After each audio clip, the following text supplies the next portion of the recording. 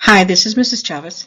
Today we're going to start with the section 2 of the building of global empires. We're going to talk today about the British Empire in India. One of the most common impacts of British imperialism in India was the destruction of these native institutions that had been around for a very long time, and the restructuring of the colonial economies in favor of the imperialist power. The displacement of people, the alteration of the environment, and the gradual westernization of existing peoples and their institutions. This included the rise of the British educated class and the loss of the native language with the English language, and of course the introduction of Christianity. Another big impact was the rise of nationalism, and this led to the opposition by the conquered people. Many people fought back. This was not necessarily a passive acceptance. They fought back in the form of revolts, organization of European-style parties, modernization, and even religious movements. So let's begin. So the British Empire in East India began with the East India Company. This was a private company, and it was owned by stockholders, and they reported to a board of directors in London. They had very little to do with the native peoples. Increasingly, the company officials lived in separate compounds, and they lived according to British standards. The company rule was abolished after the Indian Rebellion of 1857, but until that time, they had a monopoly on the Indian trade. And they originally had permission from the Mughal emperors to enter into the country and into trade.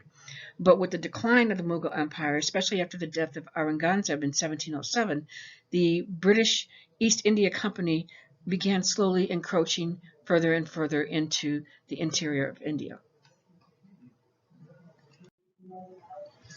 The British conquest of India was done primarily to protect the economic interest of the British people and the East India Company, the British East India Company. And they did this through political conquest. The doctrine of lapse is something that you have probably read about in your book, and it's based on the idea that in case a ruler of a dependent state died childless, that there would be an orderly succession. And the British and the Indian troops, called the sepoys, they were originally infantrymen, and they were armed with muskets in the army of the Mughal Empire. Eventually, the sepoys began to be employed by the British East India Company to do their bidding. And this was when their weaponry was modernized according to European types of weapons. The Indian Rebellion of 1857, this was the very first rebellion against the British East India Company. It began as a mutiny of about 35,000 Indian troops, the sepoys.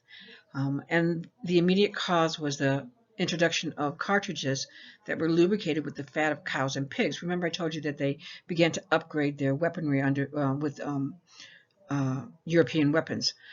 So this practice of lubricating these cartridges with cow fat and pig fat was very offensive to both Hindus and Muslims.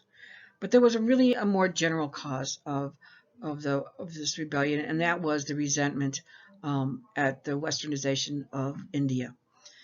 So this first war of Indian independence actually really crippled the British government in its initial stages.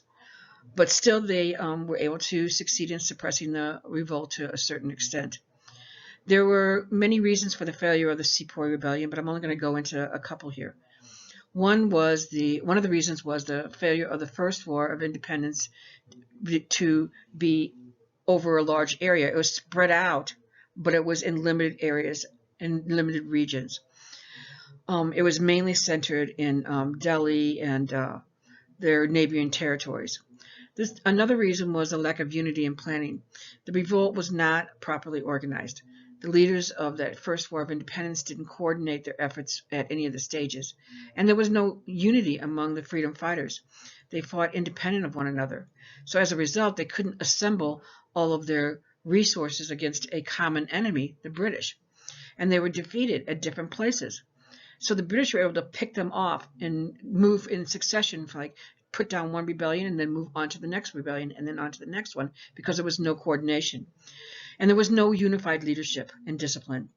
There was also a big absence of a capable leader who could organize these scattered forces into one fighting unit with a unified policy and aim. So as a result, these freedom fighters lacked discipline, and their efforts couldn't get at the required momentum on a national level. On the other hand, the British succeeded against the rebels because of the determination and the leadership of their own military. The Sepoy Rebellion was a major turning point in the history of modern India.